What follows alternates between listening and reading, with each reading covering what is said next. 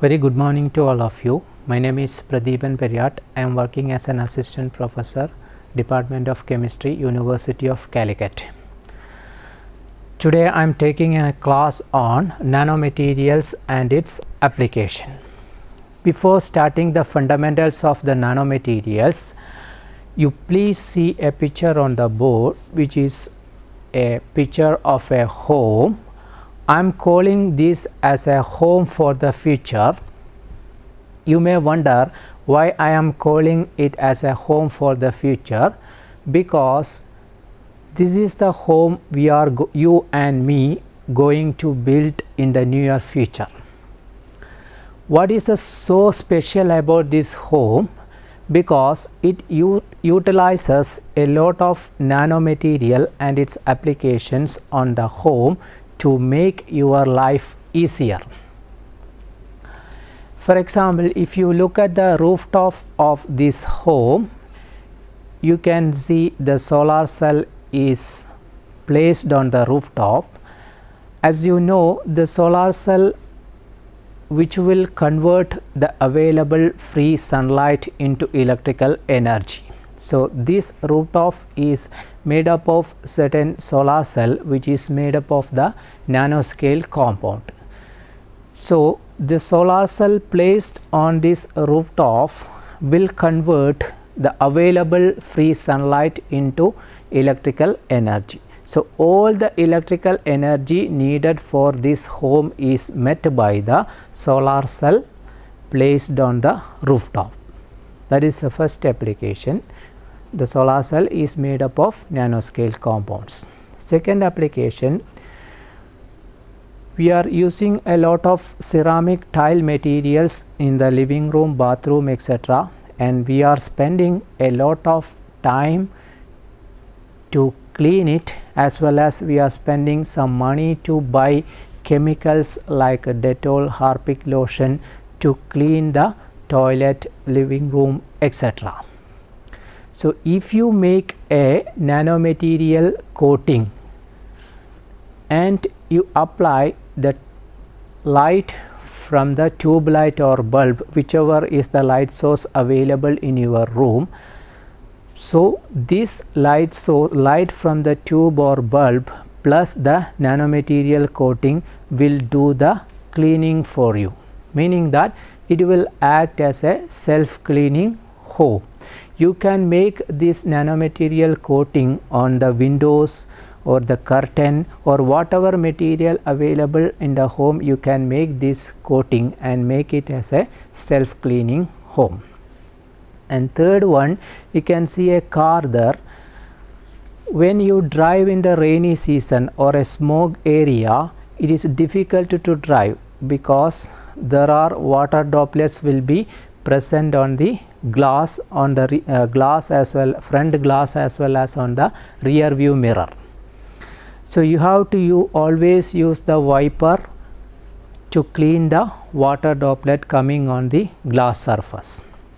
So if you make a nanomaterial coating on the glass surface or the rear view mirror, what this nanomaterial coating will do is it will take the water droplet and it will make a thin layer, so that you can see the vehicle coming front side or back side, so that you can avoid the accidents causing in the rainy season. So you will make a safe drive. So these are the very 2-3 examples of the nanomaterial applications. So next I will go to what the fundamentals of the nanomaterials. As you know, this nano, the word is coming from Greek language, and nano itself means dwarf, meaning small. So if you apply the nano into the length scale, 1 nanometer is equal to 10⁻⁹ meter. So we people are studying the chemistry. So if you look at the periodic table, you can see a very large number of elements are present in the periodic table, which is arranged in the increasing order of their atomic weight. For example, it starts from hydrogen, helium, lithium, beryllium, etc. So if you imagine, if you can look at the size of the elements, hydrogen atom will have a size of 1/10th of a nanometer. It's equal to 0.1 nanometer, which is the first element. Suppose you look at another element which is in the transition metal series, gold, which is very big compared to the hydrogen atom. It will have a size half a nanometer, is equal to 0.5 nanometer. So most of the elements, or almost all the elements present in the periodic table, having size less than 1 nanometer. And if you look at the biological molecules such as DNA, deoxyribonucleic acid, it will have a 2.5 nanometer. DNA will have a size 2.5 nanometer. But these things we cannot see with the naked eye. Suppose you take a substance which we can see with the naked eyes, for example human hair. Human hair will have the human hair diameter will be 100,000 nanometer, that we can see with our naked eye. Now when I say these things, you will not get an idea how small the nanomaterials are. So what I wanted to do here is, I will try to give a visualization of the nanomaterials in your mind by taking an example. You imagine a circular rod having 1 meter in length. Circular rod in 1 meter in length. As you know, 1 meter is equal to 100 centimeter. Now I am cutting this circular rod into 100 equal parts. 1 meter rod I am cutting into 100 equal parts and taking one part from that one. So when I take one part, it will be 1 centimeter, because I made into 100 equal parts, one part I took outside. So this will be 1 centimeter. Now 1 centimeter, you can easily imagine the size of 1 centimeter. You see a AA battery which is put in the clock. So if you try to see the diameter of AA battery, it will be 1 centimeter. Easily imaginable. Now I am dividing this 1 centimeter into 10 equal parts. So one part will be 1 millimeter. What is the size of 1 millimeter? You take a paper clip and try to see the diameter of that paper clip. It will be 1 millimeter. Now again you divided this 1 millimeter into 10 equal parts. One part will be 0.1 millimeter. One part will be 0.1 millimeter, or you can say it 100 micrometer. 100 micrometer, because 1.1 millimeter I took. So I can write it 0.1 into 10 raised to minus 3 meter. Again I can divide it with 10 raised to 3 here and 10 raised to 3 here. So it will be, sorry, 10 raised to 2, 10 raised to 2. So this is 0.1. So finally you will get 100 micrometer. Now 100 micrometer is the diameter of a human hair. If you take one hair from your head and try to see the diameter of that human hair, it will be 100 micrometer. Now up to this you can see with your naked eye. Imagine we are started from 1 meter length. I divided into 100 equal parts. One part will be 1 centimeter. Then 1 centimeter I again divided into 10 equal parts. One part will be 1 millimeter. 1 millimeter is the size of the or width of the paper clip. Then 1 millimeter I divided into 10 equal parts. One part will be 0.1 millimeter, or you can say 100 micrometer. 100 micrometer is the diameter of a human hair. Now up to this we only reached into 100 micrometer only.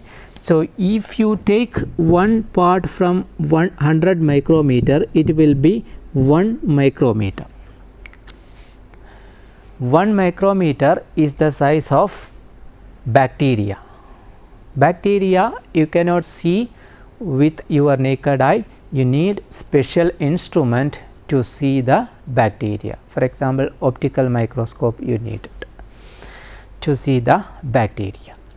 Now again we didn't reach the nanomaterial. We started from 1 meter, only reached up to micrometer. We have to go to the nanometer scale.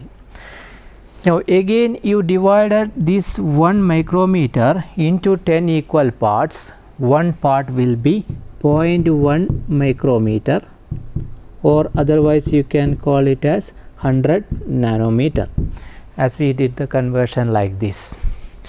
0.1 micrometer is equal to 0.1 into 10 raised to minus 6. You can multiply 10 raised to 2 above and below, so it will be 100 nanometer. Now we reached the nanometer. 100 nanometer is size of a virus. If you take one portion from that 100 nanometer, it will be 1 nanometer. So this is the size reduction. We started from 1 meter rod divided into 100 equal parts.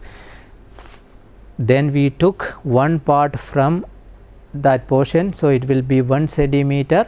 From the 1 centimeter we divided into 10 equal parts. We got 1 millimeter. 1 millimeter, which is the width of a paper clip. See, this example I showed you to see the size reduction.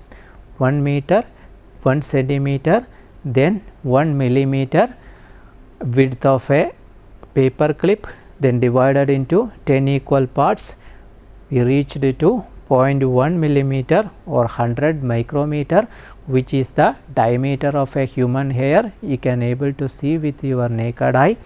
From the 100 micrometer we took one portion, it will be the 1 micrometer. 1 micrometer is the size of a bacteria. We cannot see with the naked eye. We require the optical microscope to see it. Again you divide 1 micrometer into 10 equal parts. You will get 0.1 micrometer, which is equal to 100 nanometer. Now we reached the 100 nanometer. When you take one portion from 100 nanometer, it will be 1 nanometer. So this is the size imagination of the nanomaterial. So this much smaller material we are handling. Okay, now you look at the picture. There are I showed 4 picture to see the nanomaterials. The first one is a red blood cell, which is around 1000 nanometer. You can see a bacteria around again 1000 nanometer. and virus which is around 100 nanometer. So, an aspirin molecule which is a medicinal molecule which is having one aspirin molecule have the size 1 nanometer. Now, why it is so important to understand the nanomaterial? Because you know atoms are combining to form the molecule, and from the molecule we are getting different physical, biological and electrical properties, etc.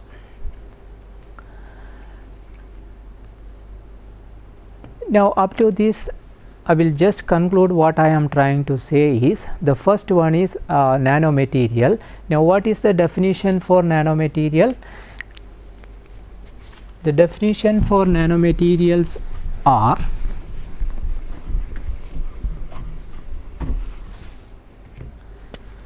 definition for nanomaterials: materials having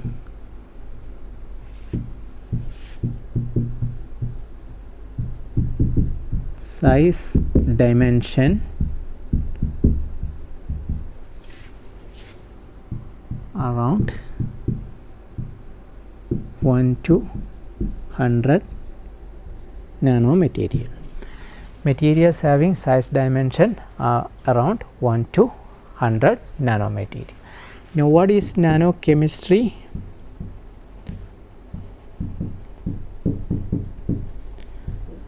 Nanochemistry is the subject concerned with making,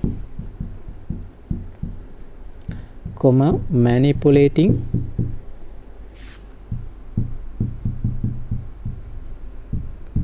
and application of nanomaterials. Making, manipulating and application of nanomaterial having size dimension 1 to 100 nanometer. Then third one is the nanotechnology. Nanotechnology. And we talk about technology. Technology will be a device or a process. It will be a device or process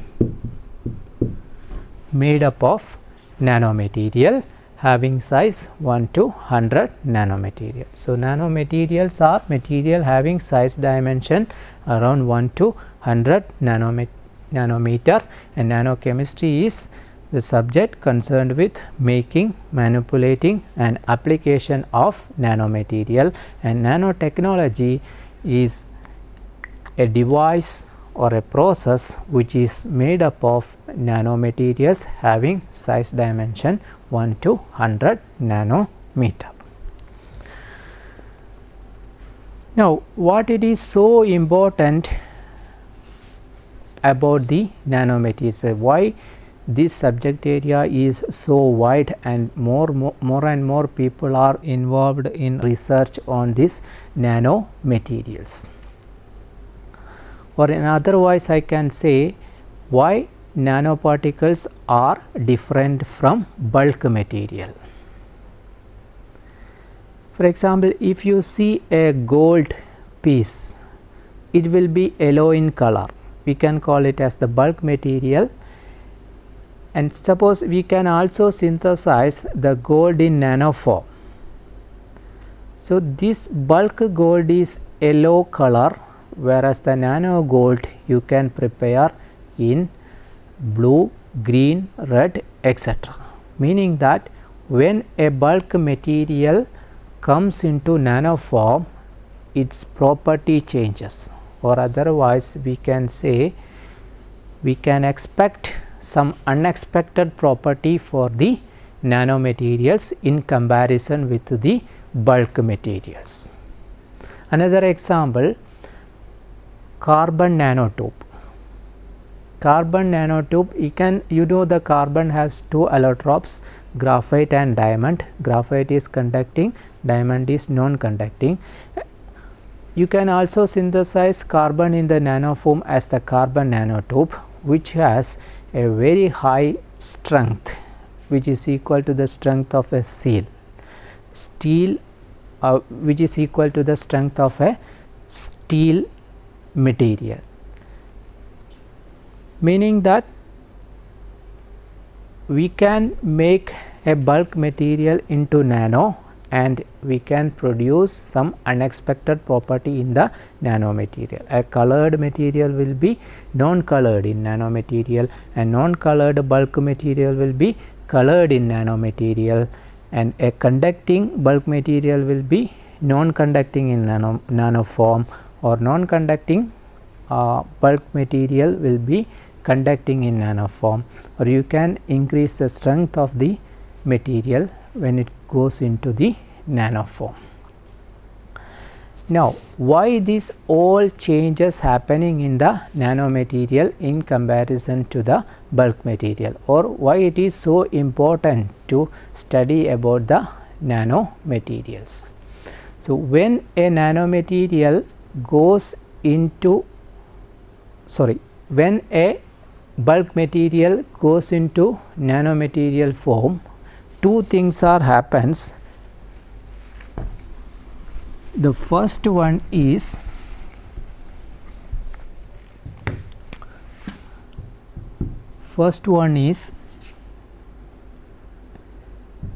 its surface area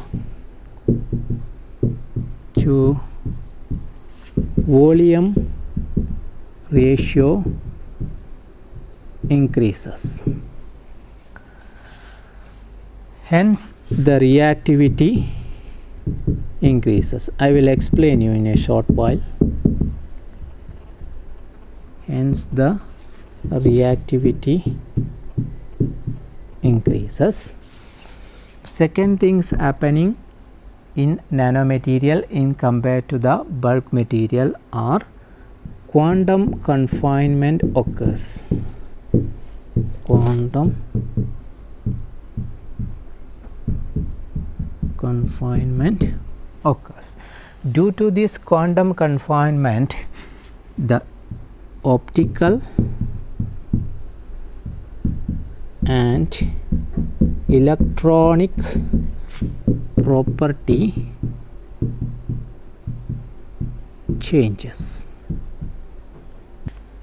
So, these are the two things happening in nanomaterial. Surface area to volume ratio increases, or otherwise we can say available surface area to volume ratio increases, hence the reactivity increases. Second one, quantum confinement occurs. Due to that quantum confinement, optical and electronic properties changes. Now, I will try to example what is the meaning of this surface area to volume ratio increases, hence the reactivity increases. Suppose I am taking 2 paracetamol tablets having 300 milligram weight. Okay, 2 paracetamol tablets 300 milligram weight equal, and I am taking 2 glass of water, same volume,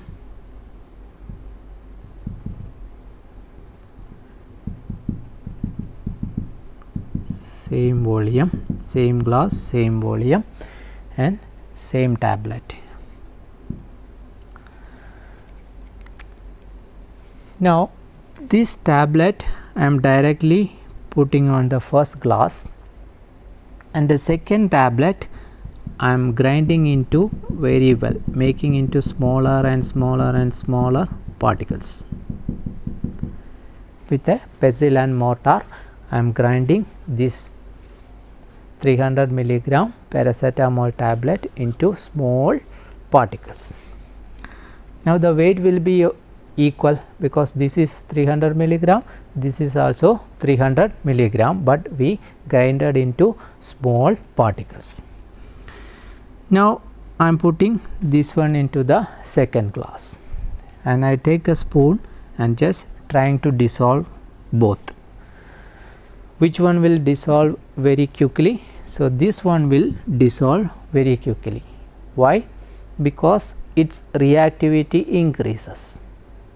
Here this paracetamol tablet doesn't react with the water, it will remain as such, whereas this smaller particle will try to dissolve in water. Why? Because its surface area increases. Why its surface area is increases? Because it is made into smaller particle. So every part of this paracetamol tablet, the water droplet can react with it, so that it can dissolve. So it can go into the water solution, meaning that its surface area increases. Surface area to volume ratio increases, hence the reactivity increases. Another example I can give you, you imagine a soccer ball, football. You can calculate the volume of this soccer ball by an equation 4 by 3 pi r cube, and you can calculate the surface area of this soccer ball, which will be 4 pi r square, and volume will be 4 by 3 pi r cube. So you can calculate surface area to volume ratio for this football. Now a similar type of soccer ball I am trying to make with smaller balls. For example, smaller ice cream balls. I am trying to make a similar football.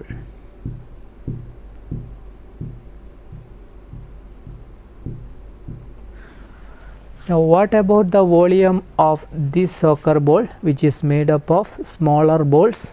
The volume will be same, because we have the same radius r.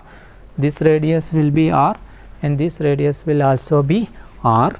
So its volume will be 4 pi r cube. Its volume will be 4 by 3 pi r cube. Now what about the surface area of this soccer ball? It will be 4 pi r square. And what about the available surface area for these smaller balls? For these smaller balls, the available surface area will be very huge, because you can imagine the soccer ball here. Here this is the available surface area, but here along with this portion you will get the surface area from here, because this surface is also exposed for the reaction in terms of chemistry. Every part of these smaller balls are exposed. So the surface area for this smaller football made up of smaller balls are very huge, because all this area is exposed. So it can react, because these smaller balls are separated by certain space. So the available surface area here is too high. That is the meaning of this one. Available surface area to volume ratio will be very high. Hence the reactivity increases, as we showed here in the paracetamol tablets. Take the tablet as such, put into glass of water and made into smaller pieces, add into second glass of water, try to dissolve it. This one will dissolve, because every small molecules of the tablet, the water can be touched and it can undergo the dissolution process. It will dissolve into the water, whereas here only the water is touching on the surface of these paracetamol tablets. They are very much packed inside, so the reactivity will be less, because available surface area will be less. Here the available surface area is very high, hence the reactivity increases. Now second one is quantum confinement occurs. Quantum confinement occurs in nanomaterial. Now what is the definition for quantum confinement? It is defined as the trapping of electron and holes in tiny region to restrict their motion. So, these are the conclusion for the today's class. In the next class, I will discuss about the nanomaterial preparation, and thank you for listening this class.